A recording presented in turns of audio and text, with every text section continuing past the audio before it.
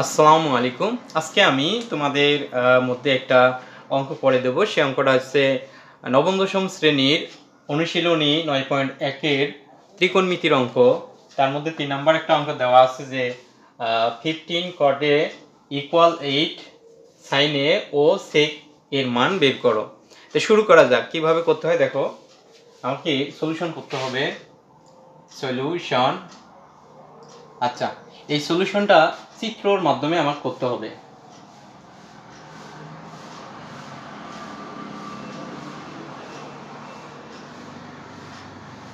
আচ্ছা, এটাকে যেহেতু আমার কোণ আছে কি অঙ্কটার মধ্যে এ, তা আমি এই জায়গার মধ্যে এ দেই, এই জায়গায় বি দেই, এ আর এই জায়গায় সি দিলাম। আচ্ছা দেখো, দেওয়া আছে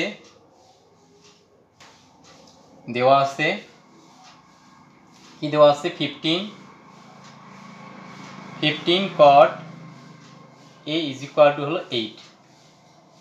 এখন দেখো এই যে 15টা আছে, এই 15টা আমার গুণ আছে, কটের সাথে গুণ অবস্থায় আছে। তাহলে 15টা যদি আমি ডান দিকে পক্ষান্তর করি তাহলে ভাগ হয়ে যাবে। গুণ থাকলে কি হয়? ভাগ হয়ে যায়। তাই আমার থাকতেছে কি cot a = 8/15। 8/15। তা আমরা একটা সূত্র জানি যে tan জানি যে tan θ জানি যে লম্ব ভাগ ভূমি। লম্ব ভাগ কি জানি? ভূমি।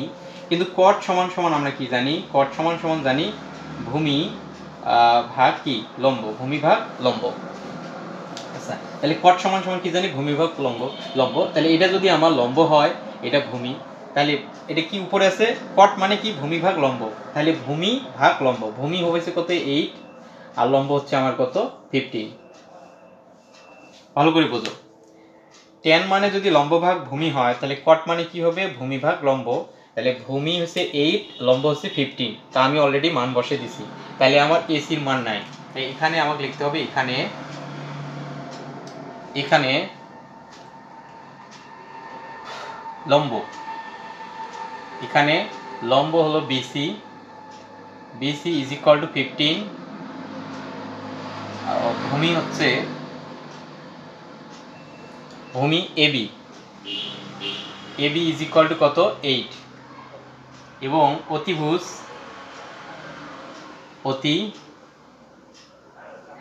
অতিভুজ দেখো, এইদিকে দেখো, আমার অতিভুজ হচ্ছে AC = হোয়াট? এখন দেখো, আমরা জানি পিথাগোরাসের উপপাদ্য অনুসারে, এটা লিখলেও হবে, না লিখলেও হবে। পিথাগোরাসের উপপাদ্য, পিথাগোরাসের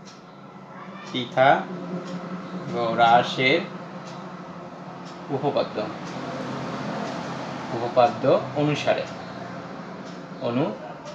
তাহলে পিথাগোরাসের উপপাদ্য অনুসারে অতিভুজ আমরা কি জানি? আমরা জানি যে অতিভুজ স্কয়ার = লম্ব স্কয়ার। লম্ব স্কয়ার হচ্ছে BC স্কয়ার যোগ ভূমি স্কয়ার, তার মানে AB স্কয়ার। এই যে এসিটা ডান দিকে, এসি আছে, তার স্কয়ারটা ডান দিকে গেলে আমার কি হবে বলো? রুট হয়ে যাবে। তাহলে রুট হলে থাকতেছে, এখন BC এর মানটা বসে দেই, BC square plus AB square. এখন দেখো, এই BC এর মান দেওয়া আছে কত? 15। তার উপর আছে স্কয়ার প্লাস AB এর মান দেওয়া আছে কত? 8, তার উপর স্কয়ার। এখন 15 যদি আমি গুণ দেই, তাহলে দেখো কি আসে। 15 গুণন 15, হ্যাঁ 225 আসে। তাহলে 225 আর 8 কত হয়? 64। এখন আমার দেখি 4 5 কত হয়? 9 6 2 8, 2 এর 2। এটাকে যদি আমি বর্গমূল করি তাহলে আমার একটা মান আসবে। বর্গমূল করলে আসতেছে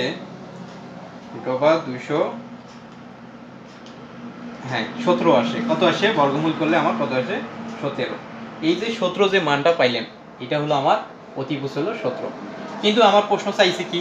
এইদিকে একটু দেখো, চাইছে যে সাইনে আর সেকে। তাহলে আমি লিখতেছি সাইনে, আমার জায়গা নেই নিচের দিকে, তাই আমি সাইড নোট করতেছি।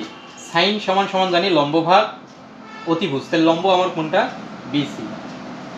লম্ব ভাগ অতিভুজ, লম্ব ভাগ অতিভুজ, তাহলে এই যে লম্ব ভাগ অতিভুজ এসি।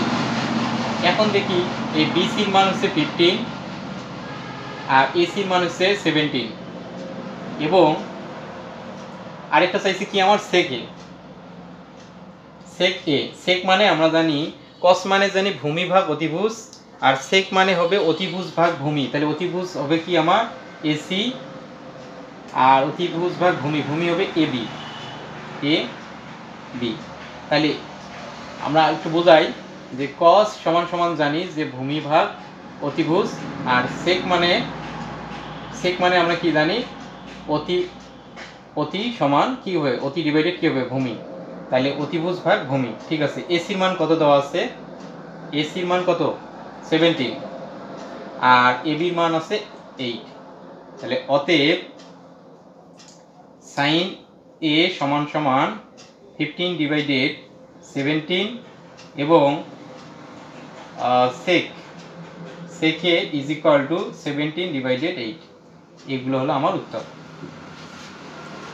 আশা করি তোমরা এই অঙ্কটাও বুঝেছো। যদি না বুঝে থাকো পরবর্তী তোমরা কমেন্টের মাধ্যমে জানাবে, আমি পরবর্তী অঙ্কগুলো করে দেওয়ার চেষ্টা করবো। তো আজকে এই পর্যন্ত, আল্লাহ হাফেজ।